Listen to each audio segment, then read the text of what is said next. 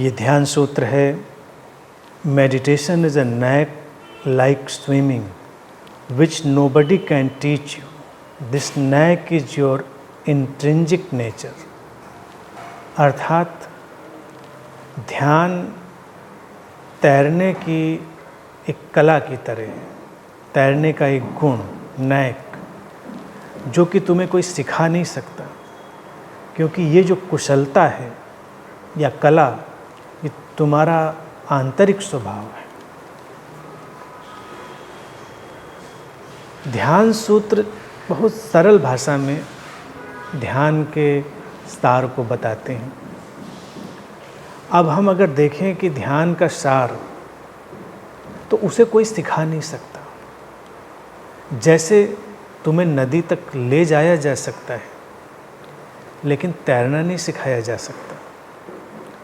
तो गुरु का काम खोजी को नदी तक ले आने का होता है, सीकर वहाँ तक आ जाए और फिर किसी तरह वो नदी में जाए। जब नदी में जाएगा तो वो तैरना स्वयं सीखेगा, क्योंकि वो उसका गुणधर्म है। तैरने की कोई अलग प्रक्रिया नहीं है, तैरना उसके प्राणों में समाया हुआ है। इसी तरह से ध्यान है। ध्यान कहीं हमको अलग से सीखना थोड़ा ही है। अगर कोई ये कहे कि ध्यान अलग से सिखाएगा या सिखाने की कोशिश कर रहा है, तो बात व्यर्थ है। ध्यान के साथ ही व्यक्ति पैदा होता है और वक्त के साथ बस उसको वो उजागर कर लेता है।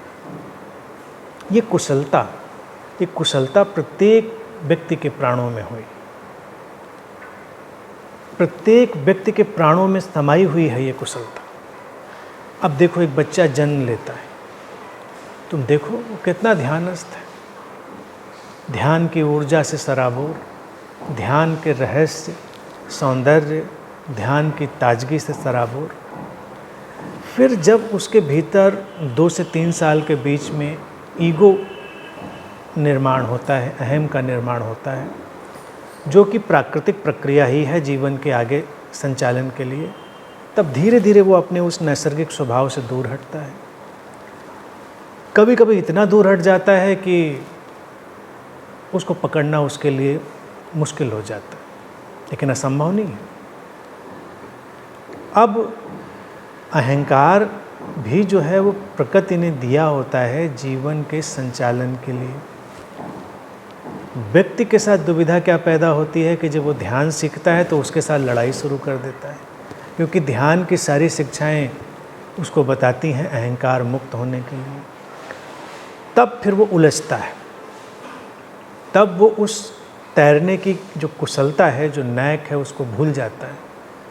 यहीं पर उसको इस समझ की ज़रूरत होती है कि अपने अहम से भी लड़ाई नहीं लड़नी है। वो एक काम चलाऊ उपयोगिता थी, उसको जान लेना है, समझ लेना है और फिर उसके साथ आगे बढ़ना है। और जैसे ही ईगो को एक फंक्शनल यूटिलिटी की तरह से समझ लेता है सीकर, वो उससे हट जाता है, उससे अलग हो जाता है और फिर जो भी प्रक्रिया ध्यान की उसे बड़ी दुरूह जान पड़ती थी, कठिन जान पड़ती थी, सरल हो जाती है। इसीलिए बहुत ज़रूरी है कि साधक जो भी इस अंतर यात्रा में आगे जा रहा है अपनी इनर जर्नी में, वो बड़ी शांति से जो भी उससे हो रहा है उसको होने दे, जो करने का भाव घट रहा है उसको करता रहे और ध्यान को अलग से पकड़ने की या अलग से करने की कोशिश ना करे। ध्यान तो पूरे जीवन की प्रक्रिया से प्रकट होगा। बस वो जीवन की नदी में सहजता से अपने को छोड़ दे। जैसे जैसे वो छोड़ता जाएगा, वैसे वैसे ये जो कुशलता है, नैक है तैरने का, वो उसको पकड़ लेगा, उसको कैप्चर कर लेगा और ध्यान फिर उसके दैनिक जीवन का हिस्सा बनेगा। तो जब ये कुशलता, ये नैक किसी व्यक्ति के, किसी सीकर के जीवन में प्रवेश करता है, तो ध्यान कोई अलग थलग की घटना नहीं रह जाती, वो उसके पूरे जीवन का हिस्सा बनती है, दैनिक जीवन का हिस्सा बनती है, जो बहुत ही महत्वपूर्ण चीज़ है।